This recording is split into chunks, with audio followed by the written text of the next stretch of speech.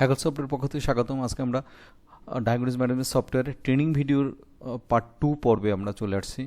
তো পার্ট 2 দেখার পূর্বে আপনাদের অবশ্যই স্ট্রংলি রিকমেন্ড করবো আপনার পার্ট 1 দেখে নেবেন। ওখানে আমাদের কোড মেনটেন্যান্সের বিভিন্ন অপশন, যেমন বিভিন্ন টেস্টের গ্রুপ, টেস্টের নাম, কীভাবে এন্ট্রি করতে হয়, কীভাবে ওখান থেকে আপনার রিপোর্টগুলো দেখতে হয়, এছাড়া ফিজিশিয়ান এবং আদার্স মেম্বারের কীভাবে এন্ট্রি দিতে হয়, এছাড়া বিভিন্ন টেস্ট এবং সার্ভিসের কীভাবে এন্ট্রি এবং তাদের অ্যামাউন্ট এবং কমিশন বা রেফারেল অ্যামাউন্ট কীভাবে ডিক্লেয়ার করতে হয়, এগুলো আমরা ওখানে দেখে আসছি। তো এগুলো একটু কাইন্ডলি আপনারা পার্ট 1টা একটু দেখে নেবেন, তাহলে আপনাদের পার্ট 2 দেখতে সুবিধা হবে, কারণ আমরা পার্ট 2তে যে কাজগুলো করবো সেগুলো পার্ট 1-এর অনেকগুলোই চলে আসবে। কারণ পার্ট 2তে যা আমরা শেখাবো সেটা করতে গেলে আপনার পার্ট 1-এর আপনার ওই বিষয়গুলো লাগবে, ওগুলো প্র্যাকটিস লাগবে। পার্ট 1-এরগুলো করলেই আপনি পার্ট 2-র কাজগুলো সুন্দরভাবে করতে পারেন। পার্ট 2তে আমরা বিল ম্যানেজমেন্টটা দেখাবো, কীভাবে আপনি বিলিংগুলো করবেন, ঠিক আছে, সেই পুরো বিষয়টা আমরা দেখবো। এর জন্য আপনার পার্ট 1টা একটু দেখে নিতে হবে। পার্ট 1-এ আমরা মোটামুটি সার্ভিস বা গ্রুপ নেম, সার্ভিস গ্রুপ নেমগুলো আমরা দেখেছি কীভাবে করতে হয়, এবং ওই গ্রুপের অ্যাগেনস্টে যেমন হেমাটোলজি গ্রুপের অ্যাগেনস্টে যেগুলো সার্ভিস নেম আছে কীভাবে সেগুলো নাম এন্ট্রি দিতে হয়, এবং তাদের অ্যামাউন্ট এবং তাদের রেফারেল বা কমিশন অ্যামাউন্ট কীভাবে ডিক্লেয়ার করতে হয় আমরা এখানে দেখিয়েছি। এছাড়া আমরা ফিজিশিয়ান এন্ট্রি এবং আদার্স নেম এন্ট্রিও আমরা দেখিয়েছি। এখন চলে যাব আমরা বিল ম্যানেজমেন্টে। বিল ম্যানেজমেন্টে দুই ধরনের আমরা এখানে বিল ম্যানেজমেন্ট এবং কমিশন বা রেফারেল ম্যানেজমেন্ট দুইটা আছে। তো আমরা প্রথম বিল ম্যানেজমেন্টটা দেখাবো, এই যে বিল এন্ট্রি। তো বিল এন্ট্রিতে আমরা দেখেন এখানে কে আছে। তো পেশেন্ট নেম, যখন আপনার একটা স্লিপ আসবে বা প্রেসক্রিপশন আসবে সেখানে পেশেন্টের নাম থাকে, পেশেন্টের ফোন নাম্বার থাকে, ঠিক আছে।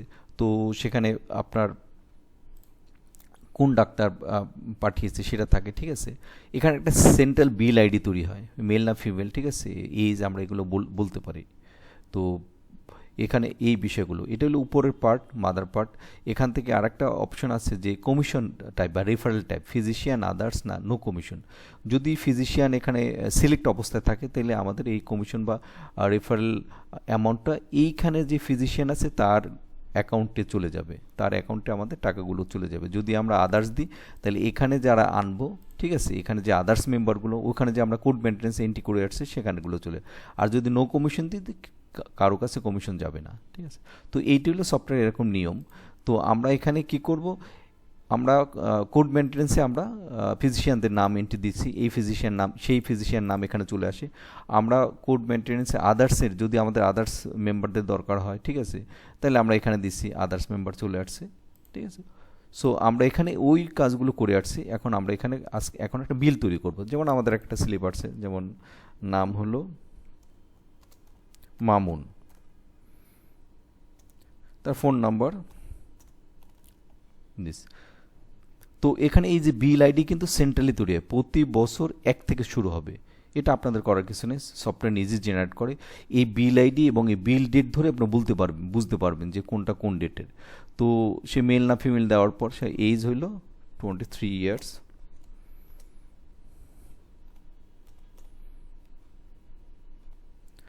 তো এটা কমিশন ফিজিশিয়ানে যাবে আমরা ধরে নিলাম। তো আমরা এখানে আজকের ডেটে বিল হবে, আমরা সিট দিলাম। সিট দেওয়ার পর আমরা এখন ওখানে যে সার্ভিস বা টেস্টের নামগুলো লেখা আছে সেখান থেকে আমরা এখানে 2টা বা 3টা অক্ষর দিলেই আমরা চলে আসবে। যেমন সিবিসি, সি লিখলেই আমরা চলে আসবে সিবিসি। এখানে সিলেক্ট করব, সিলেক্ট করার পর দেখেন নিচে কি চলে আসছে। ওখানে আমরা বলেছিলাম যে সিবিসি গভর্নমেন্টের 400 টাকা এবং রেফারেল বা কমিশন পাবে 200 টাকা। তো এখানে চলে আসছে যে 400 টাকা এবং 200 টাকা। আমরা এখানে এই কমিশন বা রেফারেল অ্যামাউন্টটাকে আমরা এখানে চেঞ্জ করতে পারি দরকার হলে, ঠিক আছে, সেই ব্যাপারটা আমরা পরে দেখাবো। সো আমরা ফ্ল্যাট একটা বিল তৈরি করি, আমরা জাস্ট অ্যাড দেবো। আর এ পাশে দেখেন পেমেন্ট স্ট্যাটাস, এখানে বিল তৈরি হচ্ছে এবং এখানে আমার কত টাকা বিল হয়েছে সেটা আমরা এখানে দেখতে পাবো। তো সিবিসি, তারপর এসবি, আর একটা টেস্ট দিল,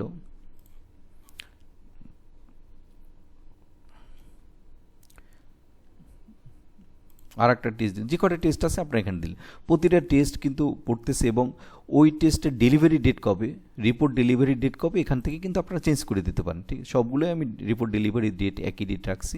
ঠিক আছে, এখন দেখেন এই মামুনের 3টা টেস্ট ছিল, 3টা টেস্ট আমরা এন্ট্রি দিচ্ছি। এখন কোনো কারণে যদি কোনো টেস্ট আমার ভুল হয়, যে আমার এইটা ভুলে আমি দিছি, তো ডোন্ট ওয়ারি, আপনি সিলেক্ট করুন যেগুলো এখানে আছে। যেমন আমার এক্সরে এইটা ভুল হয়েছে, ঠিক আছে, তো সো আমি সিলেক্ট করলাম, সিলেক্ট করলে এরকম কালার চেঞ্জ হবে এবং তখন আপনি রিমুভ করতে পারবেন। এখন দেখেন 3টা টেস্ট আছে, 3টা টেস্টে আবার একটু দেখে নেন, 3টা টেস্টে টোটাল অ্যামাউন্ট আছে 1800 টাকা, ডিউ অ্যামাউন্ট 1800 টাকা এবং কমিশন, ওই যে আমরা সার্ভিসে কমিশন অ্যামাউন্ট দিয়ে আসছিলাম 850 টাকা। কে পাবে? ফিজিশিয়ানকে ডাক্তার অমিত, রেফারেল ওনার ঘরে চলে যাবে, অ্যাকাউন্টে ওনার ঘরে অটোমেটিক চলে যাবে। ঠিক আছে, তো এখানে আমরা বিল করছি, পেমেন্ট নিই নাই কিন্তু। ঠিক আছে, পেমেন্ট কিন্তু জিরো। এখানে দেখেন total amount 1800, paid amount zero, discount নেই, এখান থেকে আমরা ডিসকাউন্ট দিতে পারবো। ঠিক আছে, কমিশন অ্যামাউন্ট আমরা দেখতে পারবো। ঠিক আছে, তো আমরা শুধু এখানে বিল করতেছি কিন্তু পেমেন্ট নিই না, তো এটা ভুল হয়েছে, তো আমরা রিমুভ করে দিতে পারি, রিমুভ। তো আমার এখন আবার 1400 টাকা হয়েছে। আমরা এখন যদি আমাদের যে এক্সরেটা আছে সেটা যদি দিই আমরা, যেমন এই এক্সরেটা আছে, তো আমরা অ্যাড করে নিলাম। হ্যাঁ, এখন আমাদের 2100 টাকা বিল। এখন উনি কি করছে, মামুন সাহেব উনি কি করলো, উনি আমাদের 1000 টাকা জমা দিয়ে গেল। তো 1000 টাকা আমরা এখানে রাখলাম। যদি পুরো টাকা দেয় পুরো টাকাই আমরা রাখতে পারি, যদি আমাদের বলে যে এখান থেকে ডিসকাউন্ট দিয়ে আমরা রাখবো, তাও আমরা রাখতে পারি। যদি বলে আমরা এখানে 30% ডিসকাউন্ট দেবো, তো আমরা এখানে 30% ডিসকাউন্ট দিলে অটোমেটিক ক্যালকুলেশন করে রাখতে পারবে। তো আমাদের অর্গানাইজেশনের প্রয়োজন অনুযায়ী আমরা কীভাবে বিলটা তৈরি করব সেটা আমরা ওইভাবে আমরা করতে পারি। সো আমরা ধরে নিলাম আমরা পরেও এখন 1000 টাকা দিয়ে দিছে, পরবর্তী রিপোর্ট নেওয়ার সময় বাকি টাকা দেবে, তাও আমরা রাখতে পারবো, ডিসকাউন্টও দিতে পারবো। তো এখান থেকে আমরা কি দেখতে পাচ্ছি, যে এখান থেকে আমরা ডিসকাউন্ট দিতে পারি। এখানে একটা ক্যালকুলেটর আছে, ক্যালকুলেটর দিয়ে ক্যালকুলেট করতে পারি। যদি আমরা এখানে 30% যদি তার দিই, ডিসকাউন্ট দিই, তাহলে আমার বাকি টাকাটা, এই 30% ডিসকাউন্ট আসলো, বাকি টাকাটা আমরা পেমেন্ট হিসেবে নিতে পারি। অথবা পরবর্তীতেও আমরা ডিসকাউন্ট দিতে পারি, আর পেমেন্ট পরবর্তীতেও রাখতে পারি। তো আমরা ধরে নিলাম ওনার কাছ থেকে এখন আমরা আজকে 1000 টাকা রাখবো।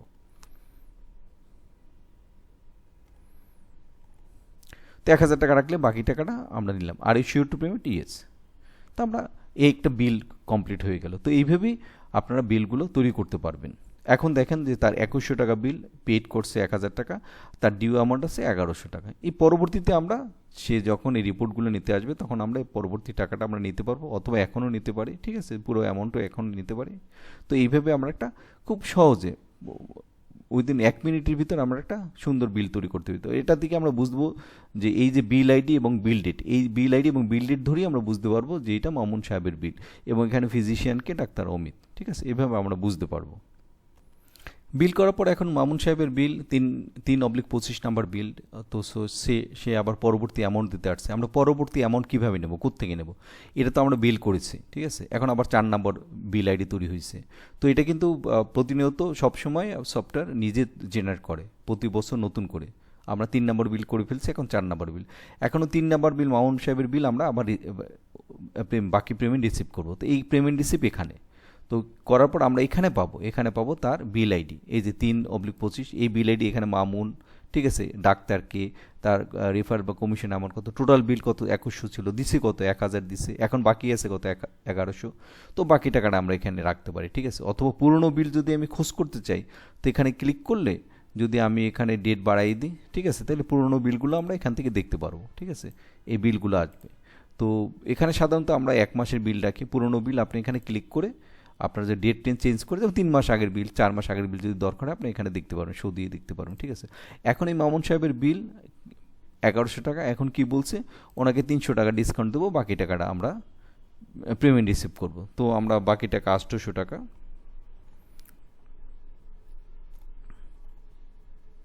আর 300 টাকা তাকে ডিসকাউন্ট দিলাম। ডিসকাউন্ট দিয়ে তার পেমেন্ট রিসিভ করলাম, শেষ। এখন দেখেন তার ডিউ অ্যামাউন্ট 0।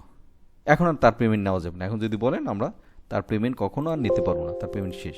ঠিক আছে, তো সো আমরা এখানে প্রিন্ট দিয়েও দেখতে পারি ডেট রেঞ্জের অ্যাগেনস্টে, যে কতদিনে নির্দিষ্ট একটা ডেট রেঞ্জ দিলে আমরা কী কী পেমেন্ট নিচ্ছি। ঠিক আছে, তার ব্রেকডাউন করে দেখতে পারি যে এই বিলের অ্যাগেনস্টে আমার বিল আইডি কত, টোটাল বিল অ্যামাউন্ট কত, রিসিভ করছি কত, ডিউ করছে কমিশন কত, এবং এটা টাইপ কি, কমিশন টাইপ কি, ফিজিশিয়ান, আদার্স না নো কমিশন, এবং ওই আইডির অ্যাগেন্স্টে ব্রেকডাউন করে দেখতে পারি কি কি টেস্ট সে করাইছে এবং কত টাকা টেস্ট করাইছে। চমৎকার একটা রিপোর্ট। তো আমরা দেখলাম মামুন সাহেবের বিল আমরা বিল করেছি, কিন্তু বিলের একটা প্রিন্ট দিই নাই, ঠিক আছে। তো আমরা এখানে দেখতে পারি প্রিন্ট আমাদের এখানে তিনটা ফরম্যাটে প্রিন্ট আছে, ডাবল পেজ প্রিন্ট আছে, সিঙ্গেল পেজ এবং প্যাড প্রিন্ট আছে, ঠিক আছে। এটা হলো আমাদের সিঙ্গেল পেজ। এখানে দেখেন কিউআর কোড আছে, বারকোড দেওয়া আছে, এই কিউআর কোড স্ক্যান করলে কোম্পানির ইনফরমেশন পাওয়া যাবে, এই বারকোড স্ক্যান করলে এই বিল আইডি পাওয়া যাবে। এই যে মামুন সাহেব, তার এজ এবং বিল নাম্বার কত, 3/25, কত তারিখে বিল হয়েছে, এবং ডিসক্রিপশন কি, ডেলিভারি ডেট কবে, কত, 2100 টাকা বিল হয়েছে, সে ডিসকাউন্ট দিচ্ছে 300 টাকা, 1800 টাকা সে পেমেন্ট করছে। সো এটা ঠিক আছে, কত মানে ইনওয়ার্ডেও লেখা আছে। তো এইটা হল সিঙ্গেল পেজ। এছাড়া আপনারা ফুল পেজ দিতে পারেন, ডাবল পেজ দিতে পারেন, সেম রিপোর্ট ডাবল, একটা অফিস কপি, একটা পেশেন্ট কপি, মাঝখান থেকে কেটে আপনারা দিতে পারেন। অথবা যদি আপনার প্যাড প্রিন্ট করতে চান, আপনার প্যাডে থাকে তো প্যাড প্রিন্টও করতে পারেন, উপরে প্যাড থাকবে, প্যাডের নিচে এটা প্রিন্ট হবে।